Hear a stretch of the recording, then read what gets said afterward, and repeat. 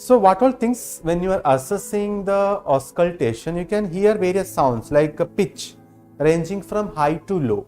Okay, high sound or low sound, whether it is soft or loud, whether the sound is like a blowing sound when you are blowing the balloon. Okay, so when you blowing the balloon, that is blowing, right?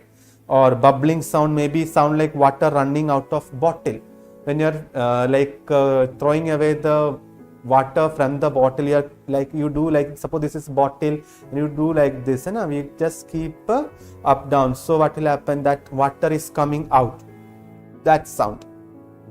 This is just example. Okay, then the duration, like a short, medium or long duration, how much time this sound is coming, whether it is regularly coming or long sound, or it is medium or not. So this is auscultation. Last one is olfaction.